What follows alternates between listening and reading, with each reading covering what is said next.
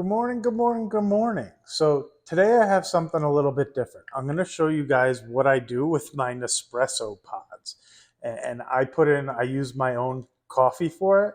I do that because I'm super cheap and I don't feel like spending $1.50 a pod. And this probably costs 30 cents by the time it's all said and done. And it's not that tough to do. It takes a little bit of time, but I like the coffee I picked better anyway, and kind of thought, well, I do this all the time. I'll show you guys. So we buy these here. Let me pull one up and I'll bring it over. And right on Amazon. I won't even put a link. This has nothing to do with me. But we buy these little sticker covers that are made specifically for this. You can even buy. They have metal Nespressos as well, but we just take the ones that we've used, and if you get your nail underneath, you can pull the one that you put on last time right off. See the coffee inside once it's off here. Pretty easy to look at. And then I just use something. We have these silly little skewer tips, things that we have for whatever reason that we never even use. And I kind of just dig the coffee out.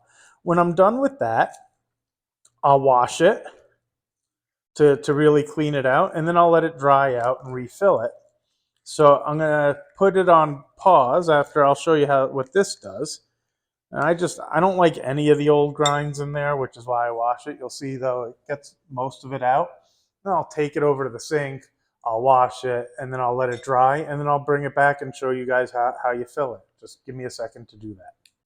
So just like magic, I'm all back, nice and cleaned all the way through and dried out. Gave it a little time, so I don't want to put coffee in there while it's wet, because then I'm guessing it gets old and not so great.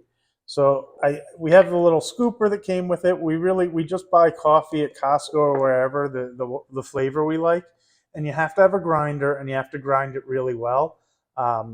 You have to make it really fine or else the flavor doesn't get through. And then when I fill it, I don't pack it down, and I don't really.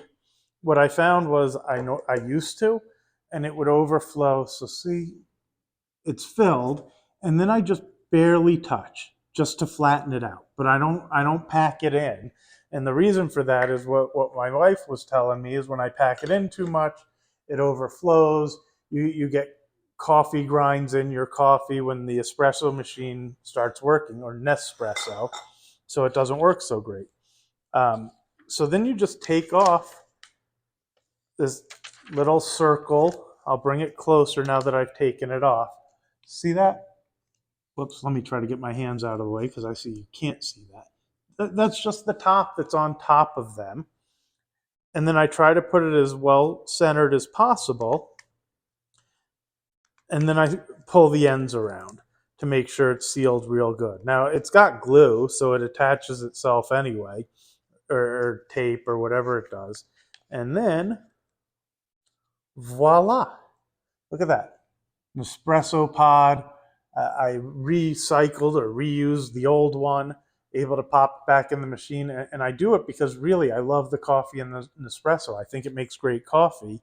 So I like to use it, and I probably drink 2 or 3 of them a day. And like I said, call me cheap. I don't feel like spending $5 on coffee when I can spend $1 and actually like the coffee better. So hopefully you guys find it interesting. I know I normally do the cooking stuff. I was going to make my coffee today and thought I would share it with you. So have a good one.